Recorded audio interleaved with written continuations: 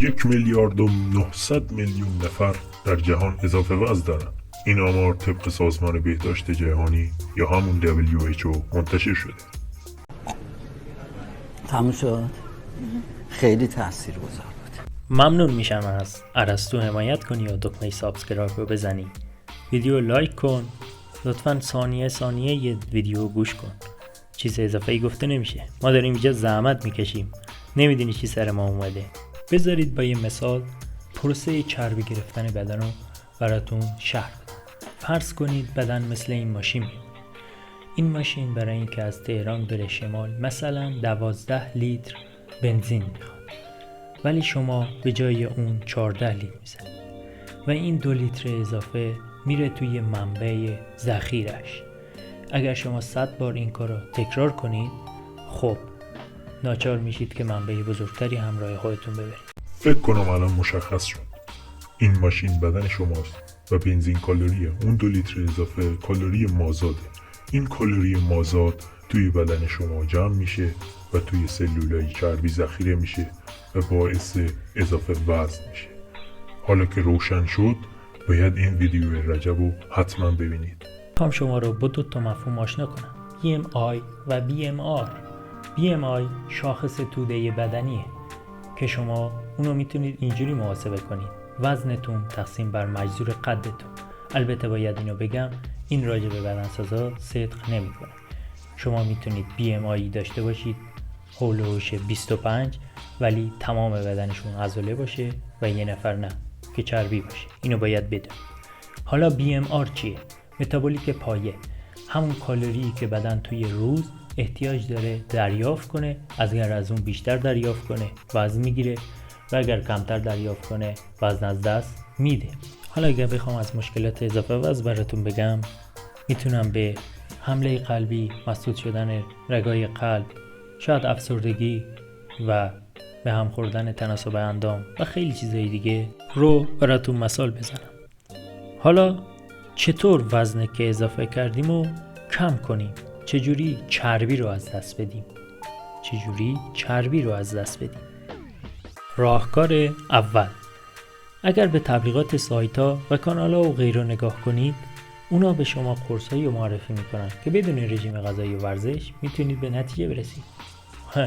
اینا که همش الکیه. ولی اینجا باید بهتون بگم که این قرص‌ها به چند دسته تقسیم میشن: قرص‌های ضد اشتها، قرص‌هایی که مانع جذب چربی میشن و قرص‌هایی که گردش عمومی خون رو بالا میبرن. حالا شاید به خودتون بگید که قرص‌های ضد اشتها چه مشکلی داره؟ باید بهتون بگم اگر بدون نسخه پزشکی این کار رو انجام بدید، میتونه به قلب شما آسیب بزنه و باعث حمله قلبی بشه. حالا شاید در مورد قرصایی که مانع جذب چربی میشن بپرسید. ببینید خیلی از هورمون‌های بدن استروئیدی هستن و بدن نیاز داره که چربی رو جذب کنه و توسط اون این هورمونا رو بسازه. 4 تا از ویتامینای بدنم که D, E, K و ویتامین A باشن محلول در چربی هن که کمبود اینا باعث عوارض زیادی برای بدن میشه. و حالا شاید در مورد قرص‌های گردش خون بپرسید. خب همینجور که از اسمش پیداست، این قرص‌ها به قلب ضربه میزنن و باعث آریتمی قلبی میشن. راهکار دوم: عمل جدا کردن چربی‌های اضافه از بدن. خب شاید به خودتون فکر کنید که من بدون هیچ زحمتی و فقط با پرداخت کردن مقداری پول بتونم از دست چربی‌های بدنم راحت بشم. ولی باید بهتون بگم که بیهوشی این عملها عوارض جانبی براتون در پی داره. شاید از اونها جون سالم به در ببرید، ولی احتمال این که دوباره چاق بشید خیلی زیاده، چون اگر کالری اضافه‌ای دریافت کنید دوباره بدن چربی اضافه میکنه. Emotional damage. راهکار سوم: برداشتن قسمتی از معده و یا گذاشتن حلقه‌ای به دور کاردیا. خب باید بهتون بگم که این کار فقط باعث کم شدن حجم معده میشه و حالا شما میتونید با تعداد دفعات زیادتر همون کالری مازاد رو به بدن برسونید و دوباره چاق بشید. تازه عوارض جانبی این بیهوشی ها دارید. راهکار نهایی و درست‌ترین راه. خب ازتون میخوام اگر که از ویدیو خوشتون اومده کانال رو سابسکرایب کنید و زنگوله کنارش رو بزنید تا اگر ویدیوی جدیدی گذاشتیم شما باخبر بشید.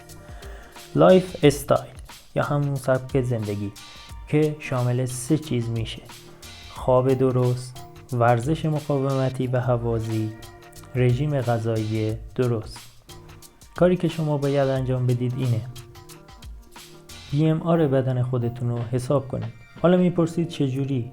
شما میتونید با سرچ کردن محاسبه BMR این کار رو انجام بدید. اطلاعاتتون رو وارد میکنید، یه عددی دریافت میکنید، مثلا 2500 کالری. این کالریه که بدن شما اگر توی روز دریافت کنه نه چربی میگیره و نه وزنی از دست میده.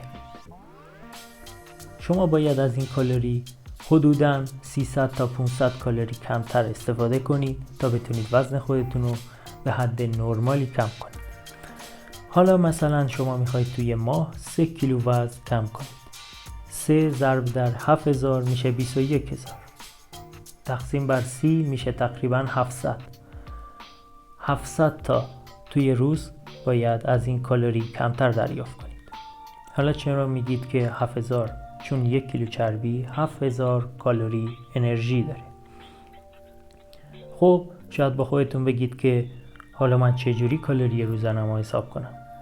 راجع به اونم یه ویدیو میسازیم. اگر که دوست داشتید حساب کردن کالری روزانه رو یاد بگیرید حتما توی کامنت ها به ما اطلاع بدید.